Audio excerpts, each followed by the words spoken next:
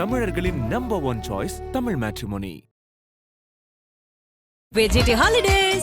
GT Holidays, South India's #1 travel brand.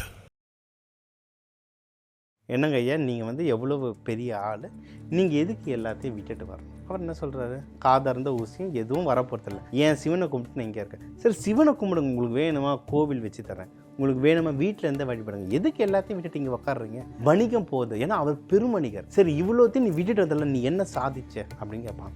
அப்போ அவர் சொல்லுவார், தங்கத்தில் கதவு போட்டிருந்தேன், வைரத்தில் பந்தல் போட்டிருந்தேன், நீ குதிரை மேலே உக்காந்து பேசுன, நான் கீழே கை கட்டி உனக்கு பதில் சொன்னேன். இன்னைக்கு எல்லாத்தையும் விட்டுட்டு நான் கோமணத்தில் நான் உக்காண்டிருக்கேன், நீ என்கிட்ட நின்று பேசிகிட்டு இருக்க. இதுதான் கிடச்சி, இதுதான் வித்தியாசம்னு. இதில் வரும். இப்போ பட்டினத்தார் கதையில் திருவோடு கூட ஏன் இருக்கக்கூடாதுன்றது இது வரும். கையேந்தி அவர் கேட்பார். அப்போ அவங்க அக்காவுக்கு எல்லாரும் கிண்டல் பண்ணுவாங்க, உன் தம்பி இப்படி பிச்சைக்காரனா சுற்றுறானே, வெக்கமா இல்லைன்னு. அவங்க அக்கா என்ன பண்ணால் அவமானம் தாங்காமல், என்ன பெத்த தாய் அவர் என்ன பாடுவார்னா, எதுக்கு நடுவில் கேட்பாங்க, எதுக்கு இது எல்லாத்தையும் விட்டுட்டு போனா. அதாவது என்ன சொல்லுவார் அந்த பாட்டில், எத்தனையோ அன்னை என்னை பெத்து போட்டு, எத்தனையோ ஜென்மங்கள் அன்னைங்க பெத்து போட்டு அவங்க உடம்பே மெலிஞ்சு போச்சு, அதனால் எனக்கு இன்னொரு பிறவி வேண்டாம். இலங்கையில் இந்த பாட்டு பாடுறாங்க, அந்த பாட்டை கேட்க முடியல. இப்போ சொல்லும் போதே எனக்கு அப்படி ஒரு தாய்மை அப்படின்றது எவ்வளவு தூரம் முக்கியமானதுன்றது, அது எல்லாம் எழுதிட்டு அதை நான் இப்போ உன்னை நான் தீக்கு கொடுக்குறேன் அப்படின்ற மாதிரி அவர் எழுதியிருப்பார். எப்படின்னா, அந்த கட்டைகள் வச்சிருப்பாங்க, ஒரு கட்டைகள் எடுக்க சொல்லிட்டு என் தாய் உடம்பு நோகக்கூடாதுன்னு வாழை மட்டை வச்சிருப்பாரு. அப்போ கிண்டல் பண்ண, வாழை மட்டை எப்படி? ஐபிசி பக்தி நேயர்களுக்கு இனிமையான இந்நேரத்து வணக்கங்கள் சார். வணக்கம். வணக்கம். கணக்கு பிள்ளையை சிறை பிடிச்சிருவார் ராஜா, சிறை பிடிச்சிருவார். ஏன்னா யாரும் இல்லாத சொத்து, இப்போ அது அரசாங்கத்துக்கு தான். ஏன்னா ராஜாக்கு அப்பத்துலேருந்து ஒரு கது, தங்கத்தில் கதவு, வெள்ளியில் கதவு, கண்ணு, யாரும் இல்லாத சொத்து எனக்கு தான் வரணும், நீ எப்படி செலவு பண்ணலான்னு சொல்லிட்டு அவர் ஜெயிலில் போட்டுருவாங்க கணக்கு பிள்ளையை. அதுக்கப்புறம் பட்டினத்தார்கிட்ட அந்த கணக்கு பிள்ளையோட ஒய்ஃபு பிள்ளைங்க சொல்லும் போது திருப்பியும் பட்டினத்தார் பேசி அவர் வெளியேற்ற வருவாங்க. அது ஒன்றும் சூப்பர். வெளியேற்ற மாட்டாங்க, கையை விலங்கு போட்டிருக்கோம். விநாயகருக்கு பாட்டு பாட கை விலங்கு உடஞ்சிரும் அந்த கணக்கு பிள்ளைக்கு, சரிங்களா? அந்த மாதிரி வந்தது. இன்னொன்று என்னென்னா, அந்த ராஜாவுடைய தக் லைஃப், நம்ம முன்னாடி சொன்னோமா, அந்த முத்து பந்தல்லாம் ராஜா திருப்பியும் வருவார். என்னன்னா, ராஜா நல்லவர்லாம் ஒன்றும் இல்லை, இவர் தான் ஊர்லேயே பெரிய வணிகர். இப்போ இவர் வணிகம் பண்ணல, இவர் வணிகம் பண்ண தானே ராஜாவுக்கு வரி போகிறதுக்கு வரி கம்மியாயிடுச்சுல்ல, ராஜா கஷ்டமாக இருக்கும்ல. ராஜா மண்டபத்துக்கு தேடி வர்றார். தேடி வரும்போது சொல்கிறார் பட்டினத்தார்கிட்ட, என்னங்க ஐயா, நீங்கள் எவ்வளவு பெரிய ஆள், நீங்கள் எதுக்கு எல்லாத்தையும் விட்டுட்டு வரணும்? அவர் என்ன சொல்கிறாரு, காதர்ந்த ஊசியும் எதுவும் வரப்போறதில்லை, ஏன் சிவனை கும்பிட்டு நான் இங்கே இருக்கேன். சரி, சிவனை கும்பிடுங்க, உங்களுக்கு வேணுமா கோவில் வச்சு தரேன், உங்களுக்கு வேணுமா வீட்டில் இருந்து வழிபடுங்க, எதுக்கு எல்லாத்தையும் விட்டுட்டு இங்கே உட்காடுறீங்க? வணிகம் போகுது, ஏன்னா அவர் பெருமணிகர். இப்போ ஒரு பெரிய கம்பெனியை நம்பி 100 கம்பெனி இருக்கும், உன்னை நம்பி 100 வணிகர் இருப்பான், அவன் கதியில் என்ன ஆகும்? அதை என் ஈசன் பார்த்துப்பான். சரி, இவ்வளோத்தையும் நீ விட்டுட்டு வந்தல, நீ என்ன சாதிச்ச அப்படின்னு கேட்பான். அப்போ அவர் சொல்லுவார், தங்கத்தில் கதவு போட்டிருந்தேன், வைரத்தில் பந்தல் போட்டிருந்தேன், நீ குதிரை மேலே உக்காந்து பேசின, நான் கீழே கை கட்டி உனக்கு பதில் சொன்னேன். இன்றைக்கி எல்லாத்தையும் விட்டுட்டு நான் கோமணத்தில் நான் உக்காண்டிருக்கேன், நீ என்கிட்ட நின்று பேசிகிட்டு இருக்க. இதுதான் கிடச்சி, இதுதான் வித்தியாசம்னு ராஜாவுக்கு ஃபுல்ஸ். அந்த சொல்ல பட்டினத்தார் தக் லைஃப் அவர் ஆக்சுவலாக, சரிங்களா? பட்டினத்தார் ஆக்சுவலி இதை தான் நம்ம தக் லைஃபாக போடணும். அவரோட பாடல்களை நம்ம தப்பாக புரிஞ்சு தக் லைஃப் போடுறோம். இதுதான் ஆக்சுவலாக இப்போ ராஜாவுக்கு சொன்னா தரமா, இதுதான் தக் லைஃபு. நம்ம பாட்டை தப்பாக புரிஞ்சு அதை ரீல்ஸ் போட்டுட்ருக்கோம். ஸோ ராஜாவுக்கு புரிஞ்சிருச்சு, இவர் தான் ஞானி, இதுக்கு மேலே வாயை திறக்கக்கூடாது. ராஜா கிளம்பியாச்சு. இதுக்கப்புறமா நம்ம டிஎம்எஸ் ஐயா நடித்த படம்னு நினைக்கிறேன், எம்ஆர் ராதாலாம் இருப்பார், அவங்க சொந்தக்காரங்கெல்லாம் கூட அவரை ட்ரபிள். இப்போ நம்மளதுலேயே நம்ம வீட்லேயே பார்த்தீங்கன்னா, நம்ம நல்ல இல்லை காசு வச்சுருந்தா காசு இல்லைன்னா சொந்தக்காரங்க வரமாட்டாங்க. இப்போ அதாவதுமா, காசு வச்சுருந்தா பிரச்சனை கேட்பாங்க, காசு இல்லைனாலும் நம்மளை மதிக்க மாட்டாங்க. அதெல்லாம் கூட பரவாயில்ல. அதை விட பெரிய பிரச்சனை ஒன்று இருக்குது.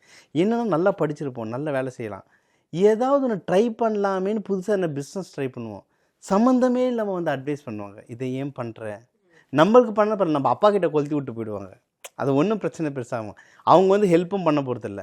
அந்த மாதிரி தான் இவருக்கும். இவர் பாட்டும் ஓரமாக சாமி கும்பிட்டுன்னு இருக்காரு, சொந்தக்காரங்க ட்ரபிள் பண்ணுவாங்க. எம்ஆர் ராதா சார் அது ஒரு ஆக்டிங்காக, அவர் தான் ஆக்சுவலாக தக் லைஃபு. அவர் சொல்லிட்டு போவார், வாட் டு சே, நீங்கள் எதுக்கு விடுறீங்க, வணிகத்தை ஏன் விடுறீங்க, நாங்களாம் பாதிக்கிறோம். இப்போ நம்ம சொல்லுவோம்ல, எனக்கு அந்த பொண்ணோ அந்த பையனை பிடிச்சிருக்கு, நான் கல்யாணம் பண்ண நம்ம சமூகம் இல்லை, நம்ம படிப்பு இல்லை, நம்ம அந்தஸ்து இல்லை, சரி மாமா உன் பொண்ணை கொடுனா அதையும் கொடுக்க மாட்டார். ஸோ அதே கதை தான் அங்கேயும்.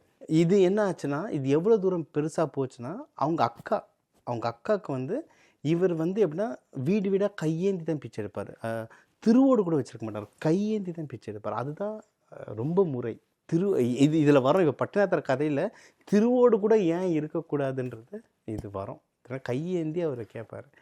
அப்போ வந்து அவங்க அக்காவுக்கு வந்து எல்லாரும் கிண்டல் பண்ணுவாங்க, உன் தம்பி இப்படி பிச்சைக்காரனா சுற்றுறானே வெக்கமா இல்லைன்னு.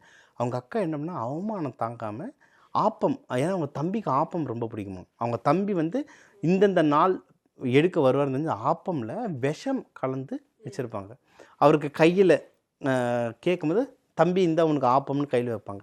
அவர் பார்க்கும்போது தெரிஞ்சது இதில் விஷம்ட்டு எடுத்து அந்த கெட்ட எண்ணம் ஓட்டப்பம் வீட்டை சுடும், அதாவது கெட்ட எண்ணம் தன்னை சுடும், ஓட்டப்பம் வீட்டை சுடும் சொல்லிட்டு வீட்டு மேலே போட்டுருவார். வீடு பற்றிக்கிட்டு எரியும். அப்போ அந்த அம்மா என்னை மன்னிச்சிட, என்ன செய்யுது, உன் மனசு உண்மையிலேயே நல்ல எண்ணமாக மாசம் அதை அணைஞ்சிடணுவாங்க. அந்த அம்மா அழுது மன்றாடிட்ட பிறகு வந்து அணைஞ்சிரும். ஸோ அது வந்து அன்றைக்கி இல்லை, இன்னும் நம்ம வீட்டில் அந்த பிரச்சனைகள்லாம் ஓடிக்கிட்டு இருக்கு. இந்த மாமா மச்சான்னு சொல்லிட்டு ஒரு எக்ஸாம்பிள் சொன்னேன். ஏதோ ஒருத்தர் யாராவது ஒரு பிரச்சனை பண்ணுவாங்க, நமக்கு எது தேவையோ ஆண்டவன் மேலே பாரத்தை போட்டு போயிட்டுருக்கணும். இதில் தான் நடுவில் வந்து அந்த மூட்டை கழண்டுடும், அவர் இடுப்பில் கட்டின மூட்டை கழண்டுடும். அப்போனா அவங்க அம்மா காலமாயிட்டாங்கன்னு. அப்போ தான் அவங்க அம்மாவை தேடி போகும்போது நீங்கள் சொன்ன அந்த அன்னை இட்ட கைதி வரும்.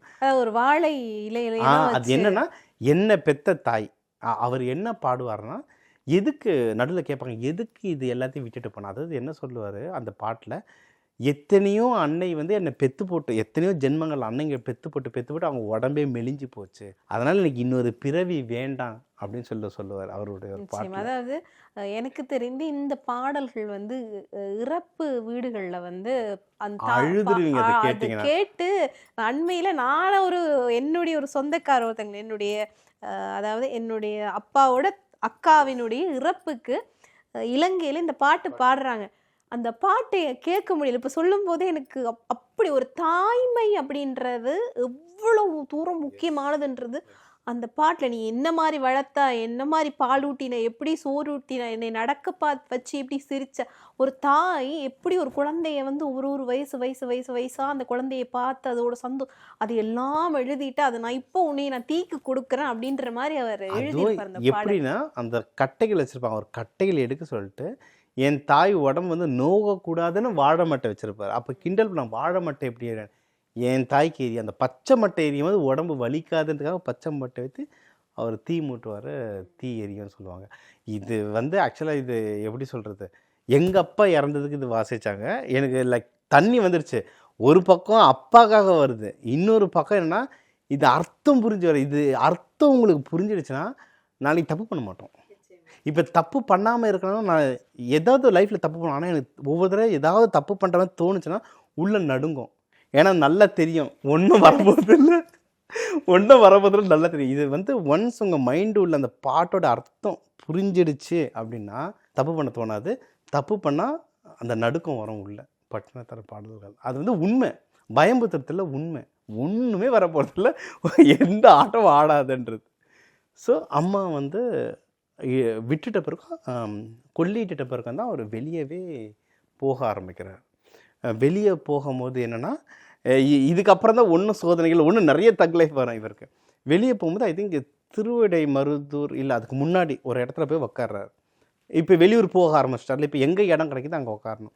ஒரு ஊருக்கு போகும்போது என்னென்னா, உக்காரத்துக்கு இடம் நல்லா இருக்குமோன்னு பார்க்கும்போது ஒரு பிள்ளையார் சிலை இருக்குது பெருசாக. ஸோ பிள்ளையார் சிலை மேலே சாஞ்சிக்கிட்டு பின்னாடி உட்காந்து தவம் பண்ண ஆரம்பிச்சார். பிள்ளையார் சிலைக்கு பின்னாடி இவர் தவம் பண்ணும்போது என்னென்னா, அங்கே வந்து சில திருடர்கள் வந்திருக்காங்க. அந்த அரண்மனை பக்கத்தில் திருடர்கள் போகிறாங்க.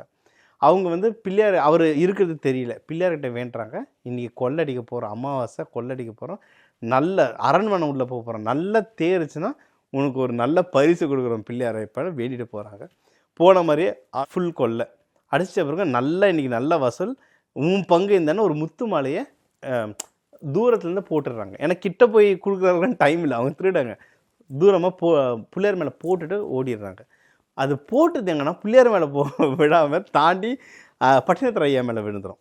அவர் தவத்தில் இருக்கார். தவத்தில் இருக்கவனுக்கு பாம்பு விழுந்தாலும் மாலை விழுந்தாலும் எதுவும் தெரியாது, அவர் பாட்டுன்னு இருக்கார்.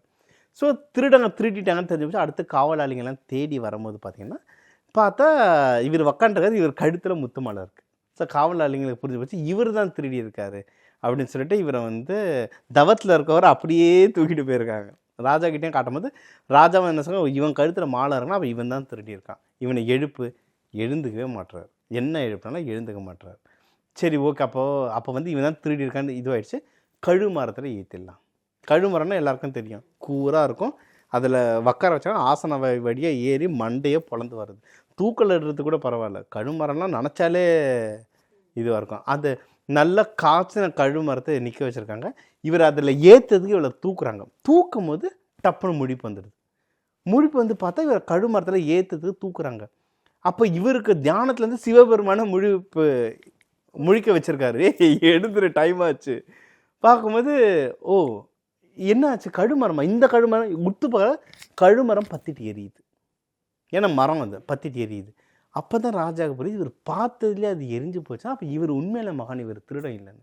அப்போவே ராஜா வந்து அவர்கிட்ட சரணாகதி அடைஞ்சிடறாரு. அவரே பெரிய சித்தராயிடுவார். ஸோ அந்த அரசன் பேர் வந்து பத்ரகிரி. காலில் அங்கேயே விண்டுட்டு அவர் சொல்கிறாரு, ஐயா நீங்கள் தான் உண்மையில மகான், நான் தேடி இந்த உண்மையில மகான் நீங்கள் தான், என்னை சிஷ்யனை ஏற்றுவாங்க. அவர் சொல்கிறார், நீ ராஜா, குடும்பஸ்தன், ஒய்ஃப் இருக்காங்க, நீ எப்படி, எனக்கு எதுவுமே இல்லை. அவர் எப்படி கழட்டி, இது தொடர்ந்து ஐயாவுடைய ஹிஸ்ட்ரியில் வந்துக்கிட்டே இருக்கும். அவர் பட்டினத்தாரம் ராஜாங்களை விட பெரிய பணக்காரர். அவர் எப்படி எல்லாத்தையும் ஒரு செகண்டில் கழட்டி போட்டாரோ அதேமாதிரி இந்த ராஜாவும் எல்லாத்தையும் ராணிகிட்ட கொடுத்துருவார். கொடுத்துட்டு அவரும் அந்த வெள்ளை துண்டோட, வெள்ளை வேஷ்டின்றாங்க, வேஷ்டினா கால் வரைக்கும் வரணும், அந்த வேஷ்டியோட கிடையாது, ஒரு துண்டு அவ்வளோதான், அதை கட்டிட்டு அவர் இருந்துடுறாரு. ராணி கேட்குறாங்க, இந்த அரசாங்கத்தை யார் பார்த்துப்பான், எனக்கு தெரியாது, அந்த சிவன் பார்த்துப்பான்னு சொல்லிட்டு மகாலிங்கம்னு சொல்லிட்டு பட்டினத்தார போகிறாரு. பட்டினத்தார பின்னாடி இவரும் வந்துடுறாரு. பத்ரகிரியாரும் பெரிய சித்தர். இப்போ அவருடைய வாழ்க்கை வர்றாரு, இப்போ நம்ம பார்ப்போம், அவ்வளோ பெரிய சித்தர். ஸோ இவங்க என்னென்னா இவங்களுக்கு இன்ஸ்ட்ரக்ஷன் எங்கே வருதா, திருவிடை மருதூர் போங்க அப்படின்னு சொல்கிறாங்க. திருவிடை மருதர் கோவில் நினைக்கிறேன். ஒரு கிழக்கு புற வாசலில் இவர் உக்காண்டிருப்பார், பட்டினத்தார் உட்காந்துருப்பார். இன்னொரு வாசலில் வந்து ஐயா பத்ரகிரிநாதர் உட்காந்துட்ருப்பார். அப்போது வந்து அதான் சொன்ன, நடுவில் டெஸ்ட் பண்ணுறதுக்குனே நம்ம ஆள் இருக்காரு சிவபெருமான், ரொம்ப கவனிச்சுட்டு இருக்காரு. இல்லை இவனும் பணக்காரன், இவனும் வந்துட்டான், இவனும் அரசன், இவனும் வந்துட்டான், இவங்களை ஏதாவது டெஸ்ட் பண்ண வேண்டும். சிவபெருமான் வர்றாரு. நல்ல நாளில் சிவபெருமான் வந்து ஃபஸ்ட்டு பட்டினத்தாரை பார்க்குறாரு. பட்டினத்தாரை பார்க்கும்போது, ஐயா சன்னியாசி, பசிக்குது, எதனா இருந்தால் சாப்பிட கொடுங்க. இவர் 3 பிடியை சாப்பிட்டுட்டு அதை வந்து பக்கத்தில் அவங்கக்கிட்ட ஒரு நாய் இருக்கும், ஒரு பெண் நாய் வச்சுருவார் பத்ரகிரிநாதர். அது அந்த கோவிலில் அவர் கூடவே இருக்கிறது, அந்த நாய்க்கு கொட்டிடுவார். அவ்வளோதான். ப்ராப்பரான சன்னியாசின்றவங்க வந்து 3 கவலை 3 கைப்பிடிக்கு மேலே சாப்பிட மாட்டாங்க. ஏன்னா அந்த உயிர் மட்டும் உள்ளே இருக்கிறதுக்கு அந்த 3 பிடி போதும். அது இது பின்னாடிலாம் அதான் சொன்ன, இது வந்து நம்ம நிறைய கதையாக கேட்குறோம். கதையே கேட்காம நீங்கள் சயின்ஸாலாம் பார்க்கணும். ஒரு இடத்துல கேட்பாங்க, காமம் எப்போ அடங்கும்னு கேட்பாங்க. சாப்பிட்ற வரைக்கும் அது இருக்கும். ஏன்னா நீங்கள் சாப்பிட்ற சாப்பாடு ரத்தமாக மாறும், மஜ்ஜையாய் மாறும், ஸ்தூலமாக மாறும். அப்போது எண்ணங்கள் வரும், ஆட்டோமேட்டிக்காக நீங்கள் போவீங்க. அப்போ கடைசி காலம் வரைக்கும் இருக்கும். அப்போ அது வரக்கூடாது. என்னென்னா சாப்பாட்டை கம்மி பண்ணணும். சாப்பாட்டை கம்மி பண்ண முடியலன்னு நீ அவஸ்தைப்படுவேன். அதனால தான் உண்மையிலேயே பழைய சன்னியாசிகள் 3 வாய்க்கு மேலே சாப்பிட மாட்டாங்க. ஏன்னா அது ஸ்தூலத்துக்கே போகாது, உடம்புல ஃபுல்லாக டைஜஸ்ட் ஆகிடும். அதுதான் அந்த 3 ஸ்தூலம். ஏன்னா இந்த மாதிரி டீட்டெயில்டாக பார்க்கும்போது தான் 3 கவலம் தான் சாப்பிட்டாங்க. அந்த பக்தியாக கேட்போம், பக்தியே ஓகே, ஏன் 3க்கு மேலே போனால் என்ன? இப்போ நானே ஒரு பாயிண்ட் சொன்னேன், அதில் வந்து அவ்வளோ விஷயங்கள் இருக்குது. ஸோ இவரும் சாப்பிட்டுட்டு திருப்பியும் போயிட்டு அந்த இன்னொரு கோபுரத்தில் இவர் உட்காந்துருவார். இப்போ சிவபெருமான் வர்றார். வந்து பட்டினத்தார்கிட்ட கேட்குறாரு, நான் சன்னியாசி, பசிக்குது, சாப்பாடு தான் போட. அவர் என்ன சொன்னார், நானே சன்னியாசி, என்கிட்டலாம் நானாக எதாவது வச்சுக்க மாட்டேன். அங்கே ஒரு குடும்பி இருப்பான், குடும்பினா குடும்பஸ்தான் இருப்பான், அவங்ககிட்ட கேளு, அவர் போடுவார்னு. இவருக்கு புரியும் அர்த்தம். சரி, சிவபெருமான் திருப்பி சுற்றிட்டு போய் அந்த இன்னொரு வாசலுக்கு போகிறாரு. பத்ரகிரிநாதர் இங்கே யாருங்க இருக்கிற அந்த அவர் யார்? அங்கே நிறைய பேர் உட்காந்துருப்பாங்க. அவர் சொல்கிறார், நான் தான் அது. அங்கே ஒரு பெரியவர்கிட்ட, ஒரு சன்னியாசிகிட்ட கேட்ட சாப்பாடு. அவர் என்ன சொன்னார், இங்கே ஒரு குடும்பஸ்தான் இருப்பான், அவன்கிட்ட கேளுன்னு சொல்லுவார்.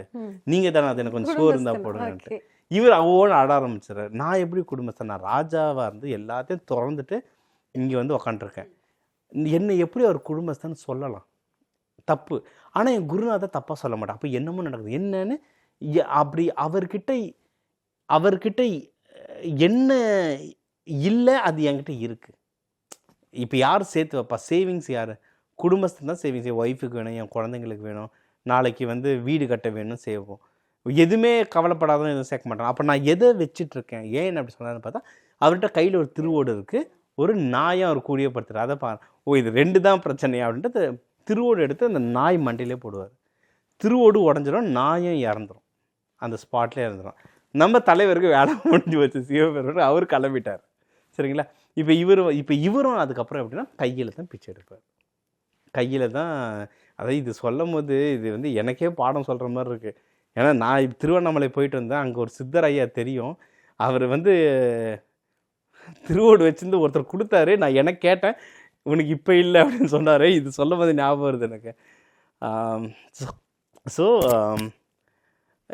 திருவோடு போட பெண்ணாக இறந்துருச்சு. சரி, அதுக்கப்புறம் கிட்டத்தட்ட ஒரு 16 ஆண்டுகள் போகுது. அதாவது இதில் ஒரு ராத்திரியில் நடக்குதுலாங்க. நம்ம வந்து ஒரு 10 நிமிஷம் காலவர் வீடியோவில் பேசுவோம், ஆனால் இதெல்லாம் பல வருடங்களாக நடக்குதுதான். 16 வருஷம் திருப்பி அவர் கையிலே பிச்சை எடுத்து காலங்கள் ஓடிக்கிட்டு தான் இருக்குது. 16 வருஷம் கழித்து பார்த்தீங்கன்னா பத்ரகிரிநாதர் அதே கோயில் வாசலில் உக்காண்டிருக்கும் போது பெரிய படை வருது. என்னென்னு பார்த்தா ராஜா வர்றார். எந்த நாட்டு ராஜானா காசி ராஜா வர்றார். காசி ராஜா வந்து ஒரு பொண்ணோட வர்றார். 15-16 வயசு பொண்ணோட வர்றார். அது வந்து பதுமை. இன்றைக்கி நம்ம டீனேஜர் ஸ்கூல் படிக்கிற குழந்தை, +1 படிக்கிற குழந்தைன்னு சொல்லலாம். அன்றைக்கி வந்து 16 வயசுன்றது கல்யாணத்துக்கு ரெடியாக இருக்கவங்க. அந்த பதுமை வயதில் வராங்க அப்படின்னு சொல்கிறாங்க. பொண்ணு அவ்வளோ அழகாக இருக்குது, தேஜஸாக இருக்குது, ராணி. ஏன்னா அவருக்கு இருக்குது ஒரே பொண்ணு, காசி மகாராணி. அப்போ அந்த பொண்ணு, சரிங்களா, அவங்க வராங்க. அப்போ ராஜா பார்த்தா சோகமாக இருக்கார். இங்கே யார் பத்ரகிரிநாதர்னு தேடி தேடி தேடி வராங்க. இவர் தான். இவர் சன்னியாசி உக்காந்துட்ருக்காரு. ஏன்னா இப்போ சன்னியாசி, இப்போ ஒரு குடும்பஸ்தம் இல்லை, உக்காண்ட்ருக்காரு. அவர் கேட்கும்போது என்ன விஷயங்க, இது மாதிரி நான் காசியோட ராஜா. சரி. அவர் மட்டும் தான் போகிறார். இது என் பொண்ணு. என் பொண்ணு வந்து உங்ககிட்ட உங்கள் கூட தான் இருக்கணும், உங்களுக்கு சேவை தான் செய்யணும்னு சொல்லி அடம் பிடிக்கிற. கல்யாணம் பண்ணிக்க மாட்டேறான், எனக்கு வேறு பசங்களும் இல்லை, இவளுக்கு கல்யாணம் ஆனால் தான் என் ராஜ்யத்தை பார்த்து கல்யாணம் பண்ணிக்க மாட்டேறான், உங்களுக்கு சேவை செய்யணும்னு சொல்லிட்டு இங்கே வந்துட்டா, நானும் கூட வந்துட்டேன் அப்படின்ட்டாரு. அவர் பார்த்துட்டு உனக்கு எனக்கு என்ன சம்மந்தம், நீ எதுக்கு என்கிட்ட வரணும்னு போது அந்த பொண்ணு சொல்கிறாங்க, நீங்கள் வந்து ஐயா என்ன அடையாளம் உங்களுக்கு தெரியலையா, முன்னாடி முன்ஜென்மத்தில் நான் தான் உங்கள் கூட அந்த பெண்ணாயாக இருந்தேன்.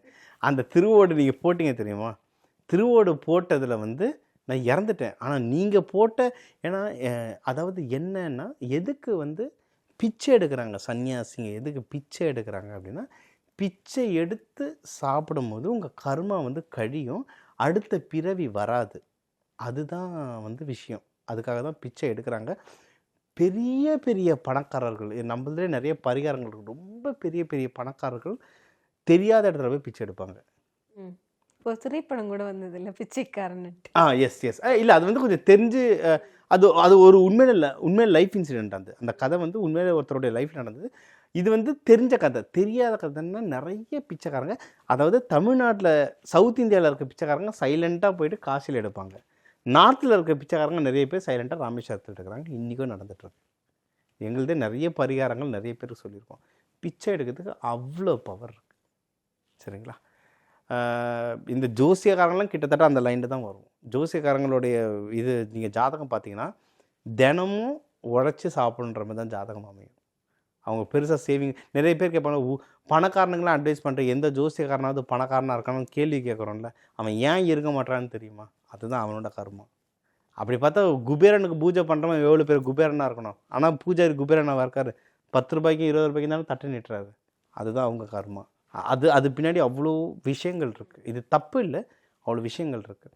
ஸோ இவர் வந்து என்னென்னா, அப்போது அந்த நாய் தான் அப்போது மறுபிரிவு வந்துடுறாங்க. இவர் குருநாதரை தேடி ஓடுறார் பட்னேதார்கிட்ட. பிச்சை எடுத்து சாப்பிட்டா அடுத்த பிறவி இல்லைன்னு சொன்னதுனால தான் உங்க கூட சேர்ந்து நானும் பிச்சை எடுக்கிறேன். அப்போ நம்ம பிச்சையை போட்டு சாப்பிட்ட நாய்க்கும் மறுபிரிவு வரக்கூடாது.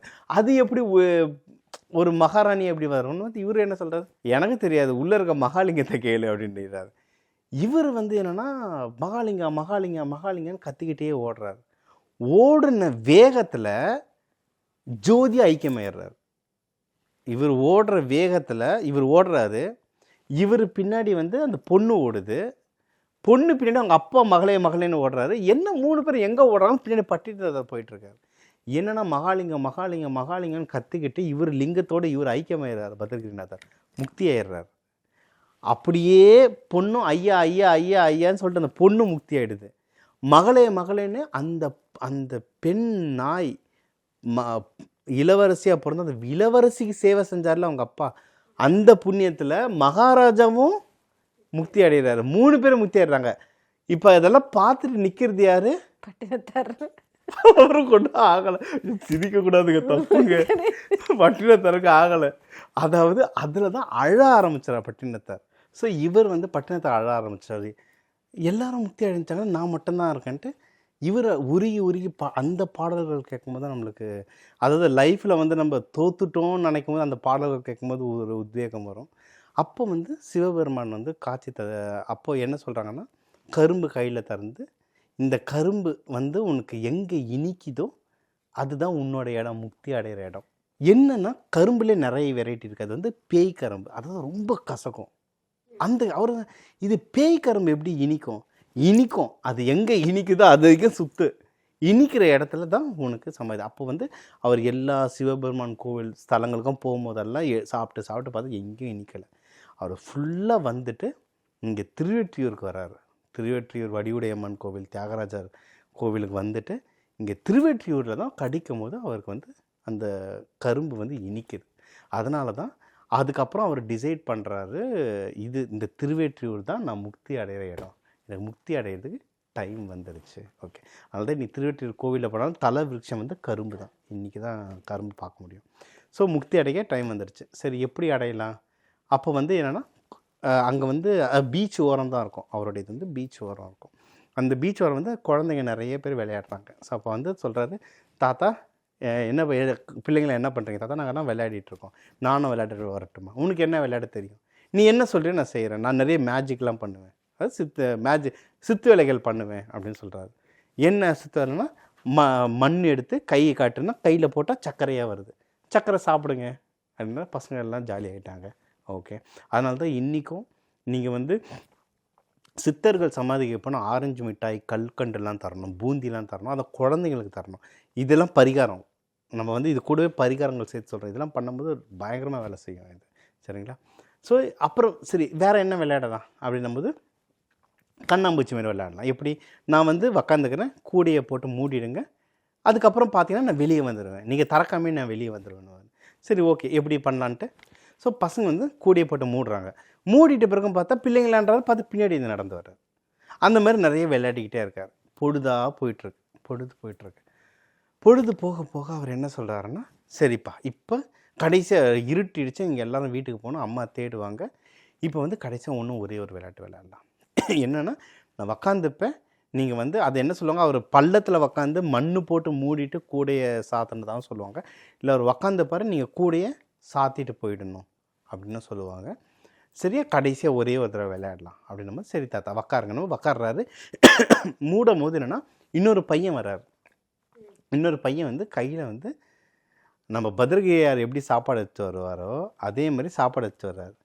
இவர் என்ன சொல்கிறார், தாத்தா காலையிலேருந்து விளையாடின்னு இருக்கிற, உனக்கு வந்து டயர்டாக இருக்கும், சாப்பாடு எடுத்து வந்திருக்கேன். எங்கேருந்து எடுத்து வர? எங்கள் அம்மா கொடுத்தாங்க, நீ சாப்பிடு, சந்தோஷமாக இருக்கும்போது அவர் சொல்கிறார், உனக்கு நேரம் வந்துருச்சு, உனக்கு நேரம். சரி, அதே 3 கவலம். எத்தனை கவலம்? 3 கவலம். 3 கவலம் கூட நான் சாப்பிட்டாச்சு, இன்னொரு 3 கவலம் நீ சாப்பிடு, நீயும் சாப்பிட்டாச்சு. சரி, நீ சாப்பிட்டுட்டல, இப்போ நான் வந்து கூடைக்குள்ளே போகிறேன், நீ கொஞ்சம் நேரம் இங்கே படுத்துட்டுரு, நீ பசங்கள்லாம் போட்டு நீ படுத்துட்டுருன்னு. அவர் வந்து அதேமாரி கூடையில் போட்டு கவுத்துருவாங்க பசங்க. அந்த ஒரு பையன் வந்து முன்னாடி படுத்துப்பான், மீதி எல்லோரும் வீட்டுக்கு போயிடுறாங்க. அந்த பையன் போல் அம்மா அப்பா தேடுவாங்கள்ல, பையன் எங்கே காணணும், திருப்பி வந்து பார்க்குறாங்க. பார்த்தா அந்த கூடையை திறந்தால் உள்ள சிவலிங்கம், அந்த பையன் தான் நந்தி. அது இன்னும் அந்த பட்டினத்தார் கோவிலில் இருக்குது. நாங்கள் போகும்போது அங்கே நிறைய பேர்ட்ட கேட்டேன், அந்த கூடையை மூடி எடுத்துகிட்ட பிறகு சிவலிங்கமாக இருக்குது, அதே லிங்கமாக இது, அதே லிங்கமாக இது, இதுதான் அந்த லிங்கம்ன்றாங்க.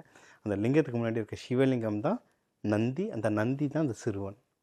அந்த பத்ரகிரிநாதருக்கு எப்படி மோட்சம் வந்ததோ அதே மாதிரி இது வந்து. அதனால தான் நம்ம கோவிலில் அன்னதானம் போடணும், ஜீவசமாதிகள் அன்னதானம் போடணும். நம்ம யாரை பார்க்கணும், யாரை பார்த்து பேசுகிறோன்னே நம்மளுக்கு தெரியாது.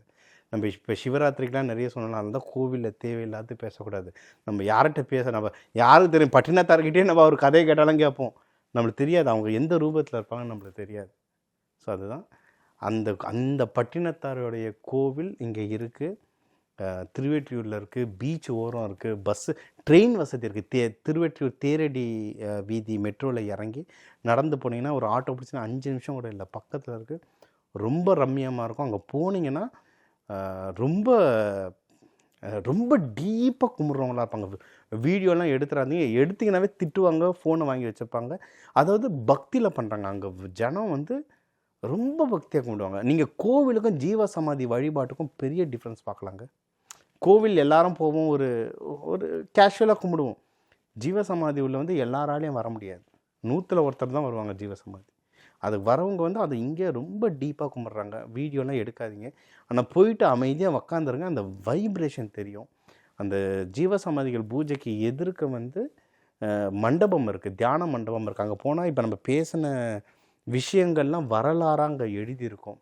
அங்கே இன்னும் தெளிவாக இருக்கும். எனக்கு தெரிஞ்சதை நான் சொன்னேன், அங்கே இன்னும் தெளிவாக இருக்கும். அதெல்லாம் படிக்க படிக்க அவ்வளோ சூப்பராக இருக்கும். உக்காந்து ஏதாவது ஒரு இடம் போனீங்கன்னா 21 நிமிஷமாவது உக்காருங்க. அது என்ன 21 அது வந்து 48ன்றது ஒரு மண்டலம்மா. அதில் வந்து பாதி வந்து ஒரு 24 நிமிஷம் இல்லை 21 நிமிஷம். எப்பயுமே ஆட் நம்பர்லாம் முடியறதுல மேஜிக் இருக்குது. 21 3ஆக முடியும். அதில் வந்து மேஜிக் இருக்குது. ஒரு நல்ல தவம் ஏற்றுறதுக்கு வந்து 21 நிமிஷன்றது நல்லது.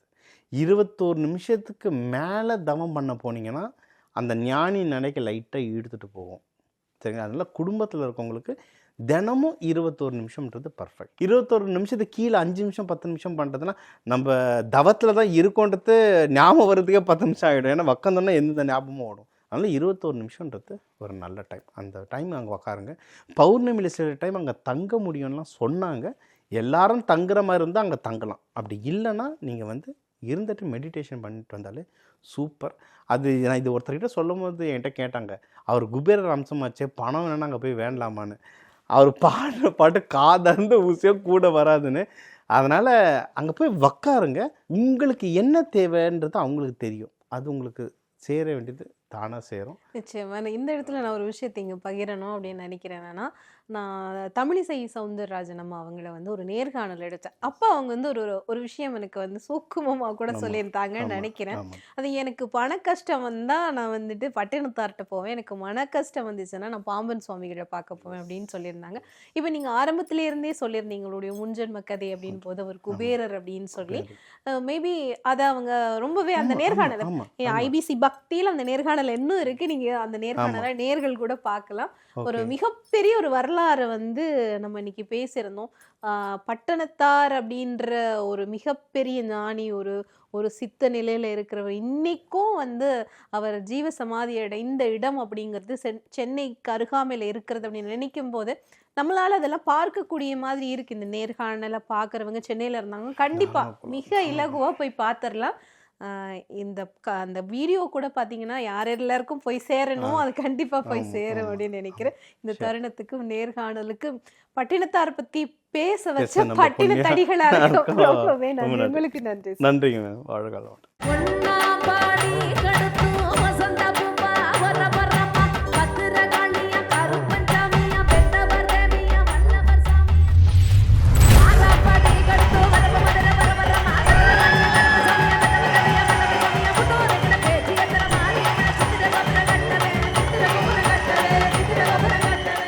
தமிழர்களின் நம்பர் 1 சாய்ஸ் தமிழ் மேட்ரிமோனி.